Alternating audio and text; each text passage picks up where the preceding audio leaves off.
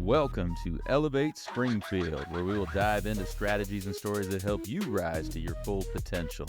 Each episode, we'll talk about how you can take intentional steps to elevate your life and your business while making a meaningful impact on those around you. Along the way, we're going to bring in the change makers from our community that are already elevating. We'll bring the actionable strategies, you bring the discipline and follow through, and together we can elevate Springfield.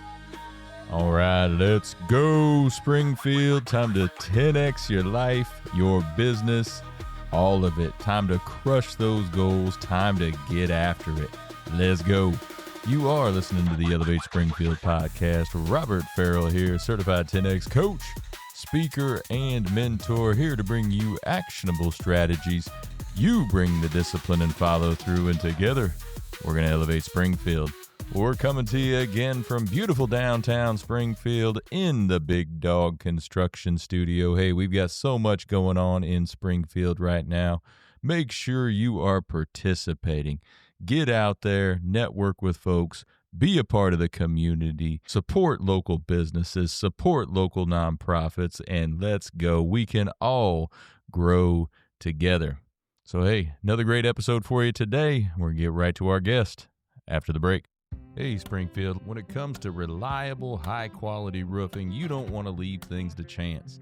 That's why you should reach out to Acosta Angeli Roofing, your local roofing expert, serving Springfield and surrounding communities. From quick, dependable repairs to full replacement, from residential to commercial, they are your trusted pros. Call them today at 217-993-2748 or visit their website to book your free quote and inspection. Don't wait. A little leak now could lead to major damage later. Trust the local experts, protect your home, and get peace of mind with Acosta Angeli Roofing.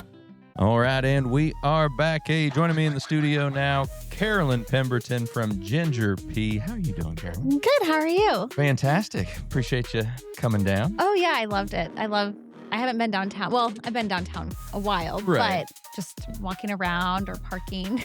Yeah. I went around the loop like 3 times. I was like, of course, Robert chooses a place where it's hard for me to back in a spot. Exactly. Got to use that old parallel Yes. parking or on the side there where you have only the back end spots. Right. Those are fun. Yeah.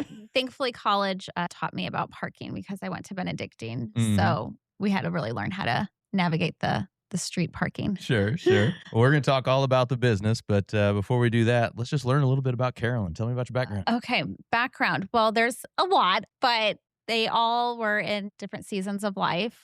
So my background really, I worked for ROCD, so the Regional Office of Technical Education, which you're very familiar with. Of course, yeah. I worked for CACC. I did the work-based learning coordinator there. And then prior to that, I worked for my dad at Johnson & Johnson Auto Service Center.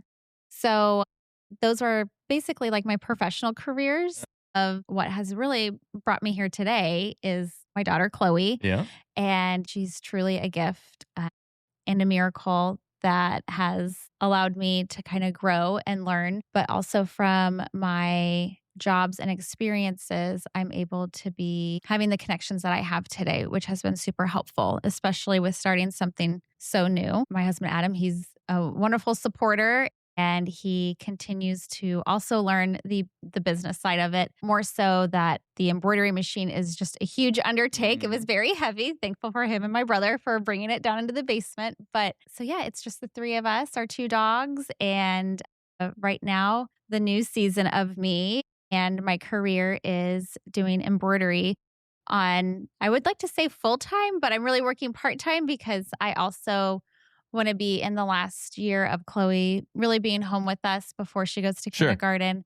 Also, I've subbed at her school, which has been really fun. So God only gave me, there's multiple chances and multiple ways to become parents, but she was really my saving grace. So I want to make sure that when I'm creating, it has a purpose. And Chloe has really enjoyed being in the embroidery business as well, more so that I teach her how, when we look at fabrics, we talk about colors. When she's learning how to hold scissors, she's cutting for me. And I'm like, okay, you got to focus and cut on a straight line. And she'll cut on a straight line. Even her teacher this last year was like, she has excellent cutting skills There you go. for a 4-year-old. And I was pretty proud of that. I think it's also important that your children see you work really hard, both just like my parents did and my grandparents. I feel that they've instilled really good work ethic in all of us. But I think it's important to keep everybody that's close to you involved. So it's really fun. Chloe and Adam understanding the concentration that you have to have, especially when I'm creating a certain product, like an applique sweatshirt with children's onesies or baby blankets. That's a really special gift that you hold close to your heart. And that's why they chose me to embroider them, because it's part of their life, part of their story. And putting that onto a sweatshirt and then embroidering it is a really cool way to display you as a mother or father or grandparent. So, of course. Yeah. Yeah, no, you mentioned your dad and you mentioned Johnson & Johnson. Yes. If that name sounds familiar, of course, been around the Springfield area for a long time. And you learned all about it. If you listen on the show, you heard her dad just a couple of months ago, 3 months ago now. Yeah, Kevin was in and talked all about the family business and how it started and everything. So you are local to here then. You've been local around to here. I've been around a long, long time. Actually, something a lot of people don't know about my dad. Well, I mean, I think a lot of people know about my dad. Not only is he a mechanic by trade, but he is a phenomenal woodworker and he does upholstery. So when we were younger, we all moved to North Carolina and my dad went to the furniture capital of the world, Hickory. I'm sure I think he told you your story. Yeah. So he does upholstery. So growing up, I figure skated. My grandma and my mom, they always made my skating dresses. Everything was somewhat always homemade, which I love because it's things that you can cherish forever. But my dad, I just remember him getting a sewing machine and he was like, I can't wait to show my grandma, his mom, his sewing machine because it's one of a kind for heavier fabrics. Sure. And then my mom, she's a great quilter, sewer. She does all kinds of things for all of us, but she really is great at quilting and putting blankets together. So that's kind of how my start in sewing was. Yeah. It's always been around. But I chose embroidery because I wanted my own machine where my parents have their own separate sewing machines. Of course. And so I wanted my own machine that was different than what they offer. So figure skating, how long did you do that? Forever. Yeah. Let's see.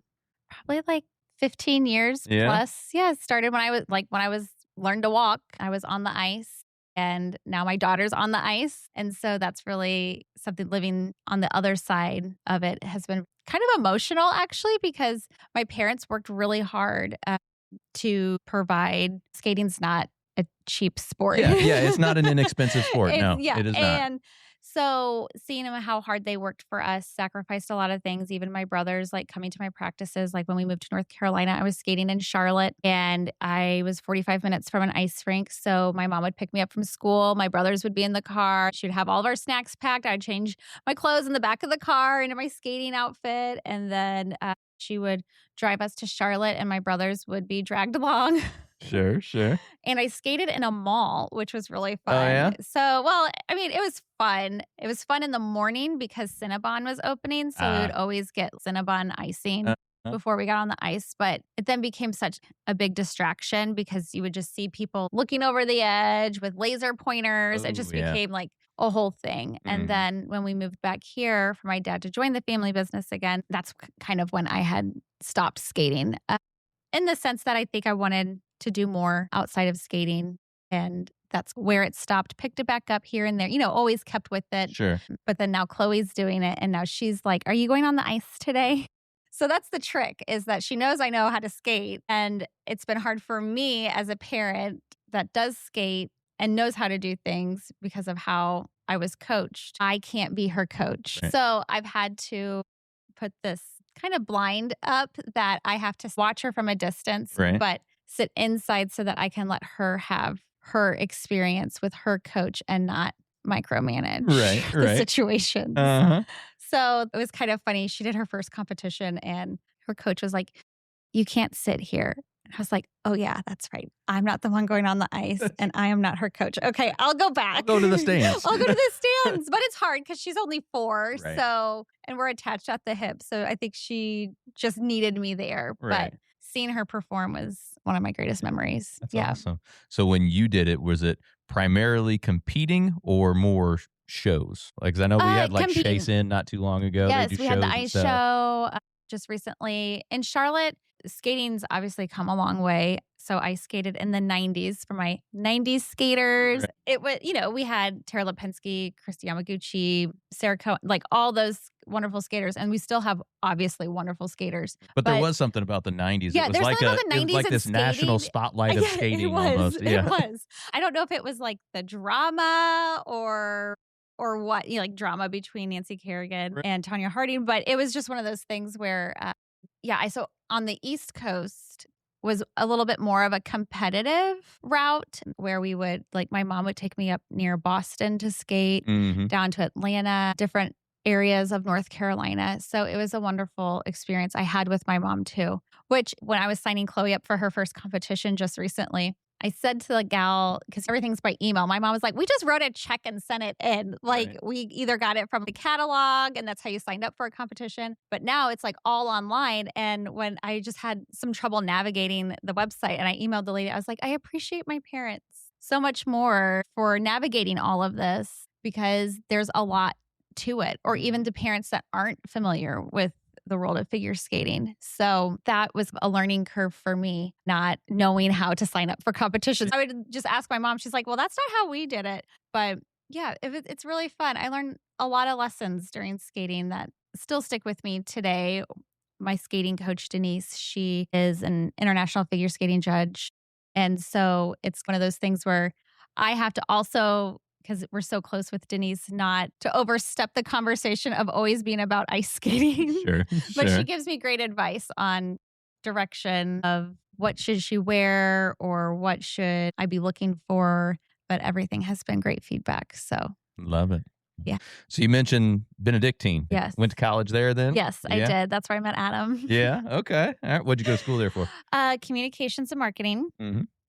And I thought I wanted to be a teacher. I also thought I wanted to be a nurse. I mean, the teaching has come in handy. Yeah, so that's been good. You got to do that. I got to do that. But yeah, I stayed home. I loved staying home. I love being near my parents, my grandparents. That was just real important to me. Also, just the class structure was nice and the sizes. So yeah, Benedictine was really, really good to me in a lot of different ways. But yes, that's where I met Adam. There you go. So you also mentioned you were in the family business for a little while. Yes. So how was that experience for you? I loved it. In a skilled trades type of environment, very male heavy, male dominant type of industry. So that's what I learned, to get tough skin, as my dad was saying. And I also did not like to utilize, my dad's the owner, or you can talk to my dad about this. He also had a role. I had to call him Kevin at work. So I called my dad Kevin like every day. But what was really great about working at the shop was also, of course, talking to people, getting to know their story.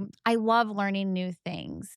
And so that's what keeps, I think, your mind going and your brain going. But I also, one of the things I absolutely loved was having lunch with my dad every day. And my mom packed my lunch. Oh, there you go.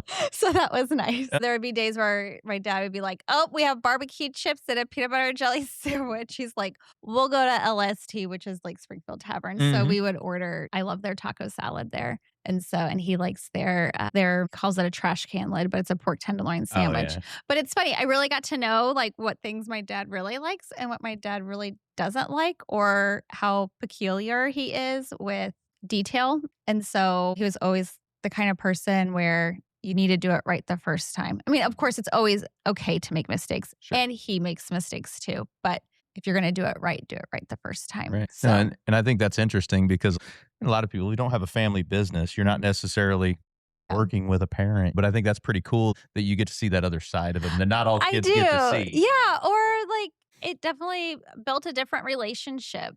A rule we had is we didn't talk about work at the dinner table. So that was always fun, even though I wanted to. Right.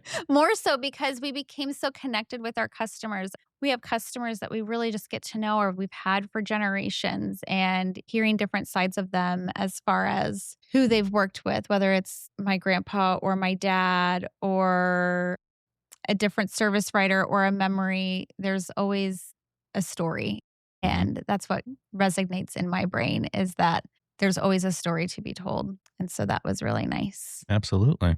So you got into a little bit of the why behind Ginger Pea. How you kind of always had that in the family and everything. Oh, sure. But now you're starting to grow this business. I am. Let's talk a little bit about what all you do. Okay, so it used to be where I had to find things to make, not necessarily to sell, but to practice. And a lot of the techniques are super, super hard. I mean, they're still super hard. I've really been in this now for a year and a half of learning a new skill. Last year, I had major surgery and I really just wanted to connect with something. It was something new, and embroidery has always been in the back of my mind. So when I got my first machine from Piece and Applique, which is in Rochester, you open it and you're intimidated immediately. And the ladies up there, Gretchen and Terry, Teresa, everyone has been so supportive of this journey. And I can't thank them enough for that because it's on their own time that they have worked through me with this. But it's as far as what I can do. So Chloe and I named our machines Nina and Stitch. Okay, yeah. So my big machine is Nina. It's a Bernina. So that's why we came up with Nina.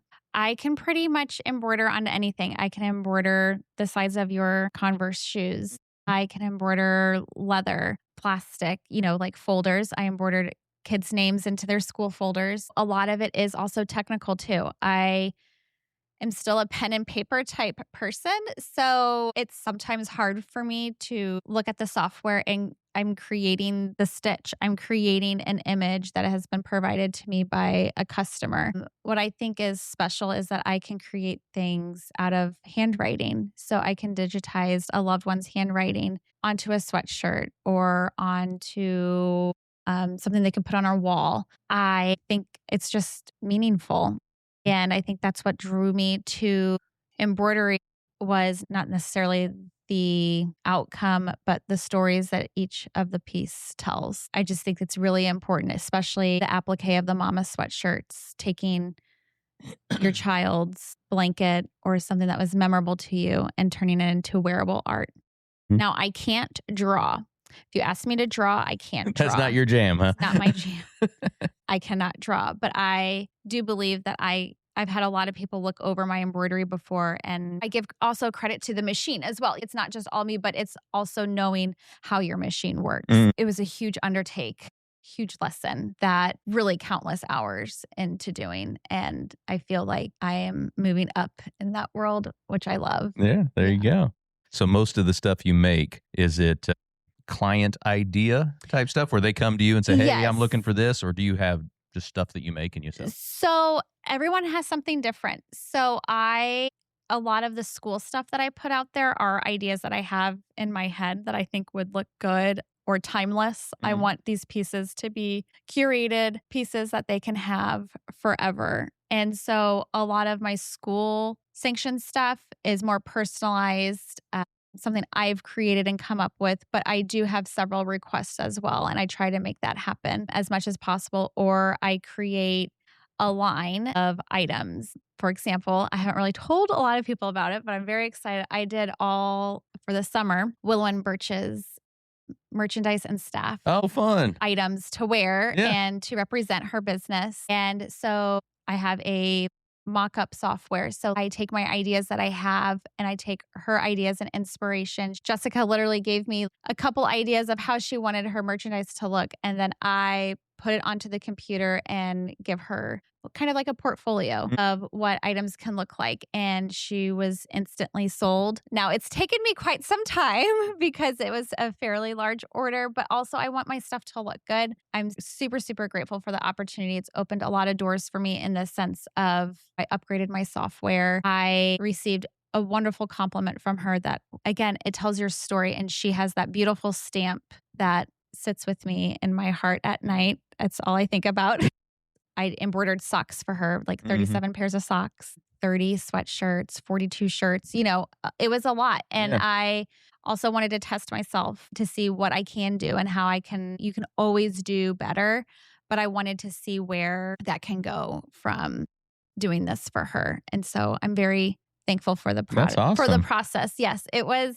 I had done a couple live embroidery events at her salon on Saturdays, which had been really fun. I get to talk to people about what they want embroidered or how they want it embroidered. Or I bring a product, a very small product, because I only bring my one needle to the events and I stitch like mama on a bag or on a bandana. But it's neat because people want to see that process. So I'm super excited that I was able to create from start to finish a product, and I'm excited to see it on her staff and in her store. Love it. Yeah. Willow and Birch, just about a block and a half away from here. Yeah. So right down the road. Yes. That's yes. awesome. Very Yeah. cool. It is very cool. It was an opportunity where I've stayed up till like 2 a.m. working on an item or even just digitizing her logo. So I can digitize, and then I also have a guy in Texas that digitizes for me or looks over my program or my finished product before I put it on the machine. So it is a bit of a process. Sometimes the process also looks like me just thinking about the product on how I want it to look. And so like today when I'm trying to create some ideas, not necessarily for fall, but a different piece that people can wear to either school events or monograms, a lot of my inspiration comes from the South. And I just have a certain way I want things to look. So sometimes when I get not necessarily a large project like Willow and Birch, but I want like 4 items created. It's either comes to me at 2 a.m. or I sit down with a piece of paper. And again, I can't draw, but I try to put textiles together to see how those items can turn out. No, life of an entrepreneur there, getting up early mornings, process. Late nights sometimes, the whole I'm an early thing. person. Yeah. I mean, like even waiting in to come here, I'm already making my to-do list for tomorrow because I know what it's going to start with. But I think for now, I have this really great opportunity to make it, not only make a product, but really see what Ginger Pea can do. Yeah. And I'm real excited. Absolutely. Yeah. No, looking forward to seeing the growth. That's awesome. Thank you. So we were talking before we went on air here about how you source some of your material. Yes. Locally, right? Locally. Yeah. Yes. Well, I think that's important. Yeah, absolutely. So I locally source, all of my fabric I have used comes from Piece and Applique in Rochester. Gretchen and Frank have also a store in Bloomington. These are top of the line fabrics, textiles, designer. A lot of people go to these stores for wearable fabrics. So I knew instantly when I got into this, I'm not buying fabric that's $1.99 a yard. I'm buying fabric that's $15 a yard. I'm also kind of rebranding how my brand looks. I am normally very bright and colorful. Right now, my brand is black and white, and I'm wanting to brighten it up a little bit to represent myself and my colors. And so going back to the drawing board of sourcing stuff locally, it's nice to be able to go in there and kind of feel inspired when you walk in. So I got both of my machines from there. I get my needles, my bobbins, my scissors, stabilizer, every product that I can get besides the actual sweatshirt I can get from Piece and Applique. I love the local connection. I know, I do too. And Gretchen was so great to take me on learning about the big machine. We actually learned it together. And I'm not going to say that this was easy. And, just figuring out hats literally in April it just kind of like clicked. But also the muscle you have to also do hats, like putting in the hat hoop, clamping the hat. That was really hard for me. And so I just had to learn some easier ways to do that and overcome it. And there's great resources out there for our machine. And with my machine, I can service it myself. So I can change all the needles myself. I can reprogram it myself. It's top of the line. And I'm real excited. There you go. I love it. There was one, it was at Christmas. My husband, Adam, comes down the stairs. He's like, "You really love this machine." And I was like, "I do." Right. I do. Not from obviously what it can do and what it can produce, but learning about the industry and learning that I can service it myself. Now, I would have to say learning about tools from working at the shop has definitely helped. So I have my own little toolbox and my wrenches. Everything I need is right there to service it myself. Yeah. There you go. Very cool. Well, speaking of hats, I just put in an order for some new hats for myself. So I'm going to be sporting those here real soon. I'll show off some of her work here real soon. So that'll be fun. I know. I'm excited. That'll be good. So I know you recently did some shirts for us too for our Disney trip. We're fellow Disney families. I know, right? we are. So those are fun. The girls loved them. So do you do a lot of Disney stuff? I do. You have to be careful with Disney a little bit, but we went to Disney in January, and my goal, even though it was like Christmas, Chloe's birthday, and literally Disney all in like 3 weeks. I was like, I am making every shirt we are wearing at Disney. And my mom's like, you are crazy. And I was like, no, I'm doing it. But it was a push for me to learn different techniques. That's how I see it. Applique is such a delicate process because you also have to make sure you do it right. So you have to add heat and bond to it, to the fabric, so that it adheres to the sweatshirt, not just through the threads, but ironing. So everything is ironed and pressed. So when I put a product out there and they are picking up the product, I always put a care sheet in there.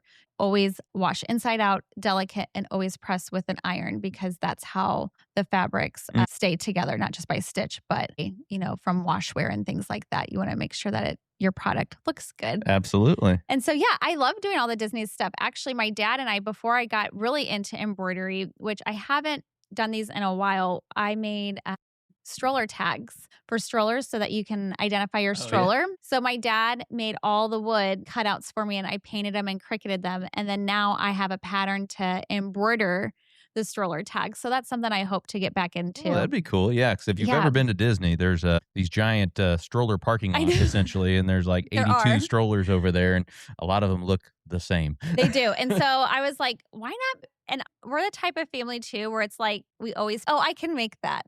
I can do that. Right. I can do that. And so that's what I started with, is making these stroller tags. And they were really fun.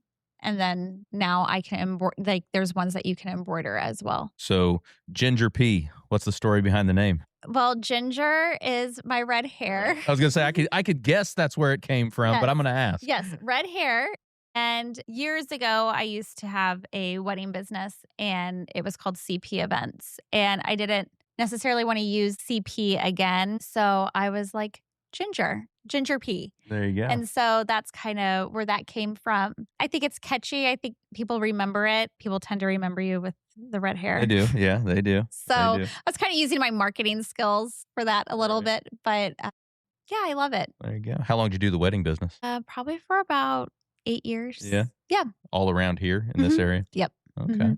Very cool. Was it only weddings or did you do other events too? I did other events too, mainly just weddings. Adam was in his master's program while I think had like 16 weddings a year. Right. And so it just got to be too much. We were thinking about starting a family, going through IVF, all that stuff. And it was just time to put that aside. Yeah. So I did. And I like having my family time. Right. There you go. Well, Carolyn, so much great stuff today. I like to close with these last couple of things. Your dad already answered them for me, so I'm going to ask you to answer them too. Okay. So let's give the audience a piece of advice, one on the personal side, one on the professional side, to help them elevate their life or business. I think people appreciate transparency, and that in the business that I'm in with embroidery, there is room for everybody, but it's how you address the situation when you make mistakes.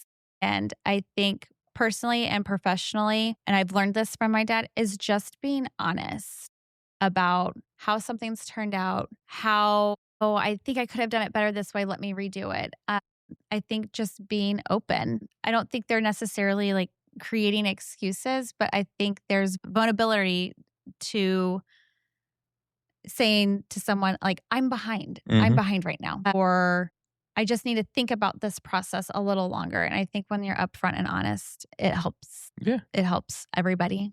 I've made a lot of mistakes. We all do. And we all do. I think it's how you present them and how you own it is the biggest. There you go.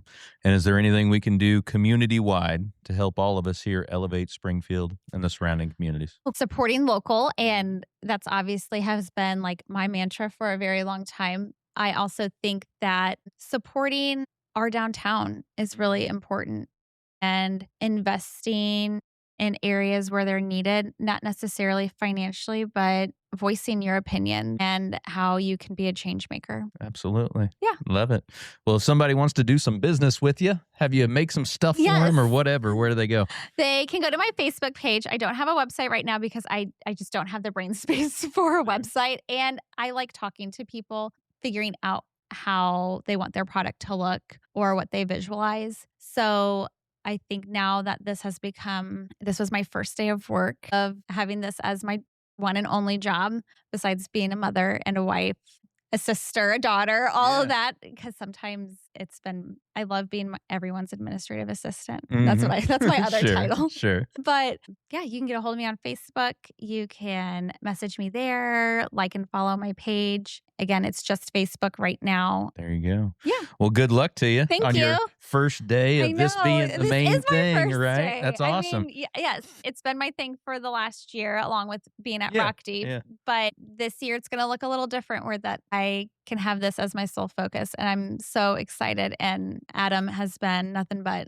completely supportive of telling me to reach my fullest potential. So I'm excited. Love it. Well, good luck to you Thank as you go full force into this. I know. I'm excited. All right. Well, we're going to let Carolyn get back to elevating Springfield. But for the rest of y'all, we'll be right back. Looking for expert tree care with hometown integrity? Look no further than Sangamon Tree Service.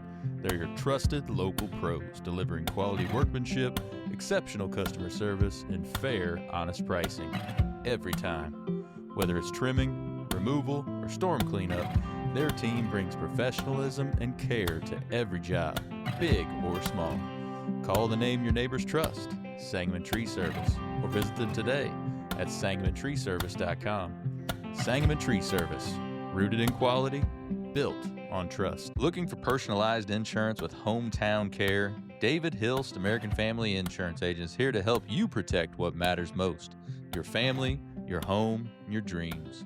Whether it's auto, home, life, business, David and his team are proud to serve the Springfield community with trusted advice and reliable coverage.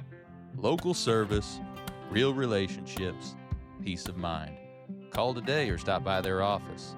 They can build your dream protection plan together. Call 217-726-6343. Well, thank you for joining us today, everybody. Appreciate you making us a part of your day. Hey, don't forget, while you're out on social, check ours out. You can check my personal one out at Robert Farrell @everywhere. Check out those Elevate Springfield pages, those Big Dog Business Coaching pages as well. Check us out over on YouTube. Give us a subscribe, give us a like or a follow on any of those channels. We would certainly appreciate it. So hey, take what you learned today. You bring the discipline and follow through, and together, that's right, y'all, we're going to elevate Springfield. Be great. When I first walked into Shudokan Karate Club, I was just looking for a way to get stronger, but what I found was so much more. Here we train in traditional karate, the real stuff, passed down through generations. Every punch, every kata has purpose. I've learned self-discipline, confidence, and how to protect myself. Not just in class, but in real life. It's not about being aggressive, it's about being prepared. This is more than a club, it's a way of life. Join us at Shudokan, traditional, powerful, real. Ki-ai!